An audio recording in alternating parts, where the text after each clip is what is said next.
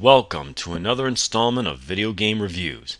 I know it's been a while since I've done game reviews, so tonight I've decided to take a look at a series that I haven't touched in years. And that, my friends, would be Battletoads. Now, I've talked about the cartoon pilot several years ago. This time I'm talking about the games. It was by Rare that brought us Donkey Kong Country, Killer Instinct, and Banjo-Kazooie. When I first saw this series, it felt like Ninja Turtles but with toads. I played it back in 91 to 93 and I had so much fun with this game. The story involves Pimple and Princess Angelica being kidnapped by the Dark Queen, and it's up to Zitz and Rash to save them. Before you start the game, something is missing. The 1 or 2 player selection. I mean, you can play as 2 players, but you have to press start on the second player controller during gameplay.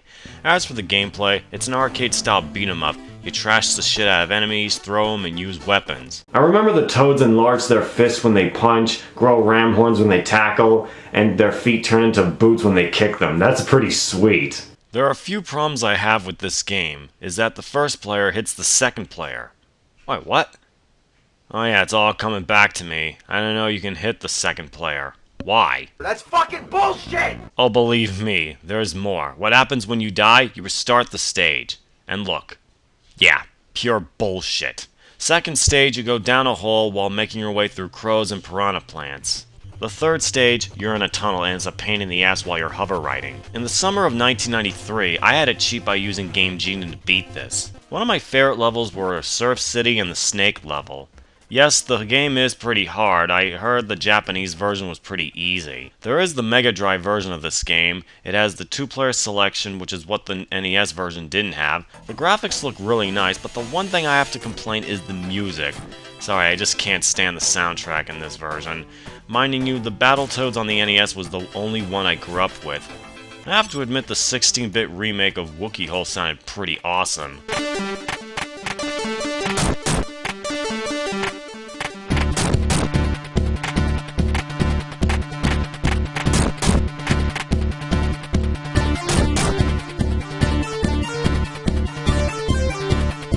Then again, I still prefer the NES soundtrack. Overall, Battletoads a very good game. In 1992, there was an animated pilot episode which I've already reviewed, and it was a total failure. 1993, there was Battle Maniacs on the Super Nintendo. No, I haven't played it in my lifetime, but I have on emulator for the first time. I have no comments on the gameplay.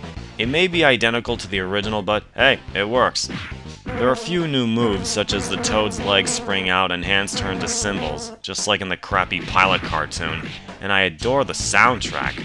Overall, it's a great game. Then came a crossover, Battletoads and Double Dragon for the NES, Game Boy, Super Nintendo, and the Sega Mega Drive. I have played all 3 of them, but if I had to choose, I would go with the Super Nintendo version. In 1994 came a Battletoads arcade. Never in my life have I touched it, and I didn't know it exists. From the looks of it, the game looks really awesome, and it's available to download on Xbox One. Years later, there was one on the Game Boy Advance which got cancelled. The Battletoads also appeared on Shovel Knight, and Rash is a playable character on Killer Instinct. I'm crashing this party! In conclusion, Battletoads is a really good series that I haven't played in years, and I had fonding memories with this franchise. It would be nice to see another Battletoads game, possibly a crossover between them and the Teenage Mutant Ninja Turtles.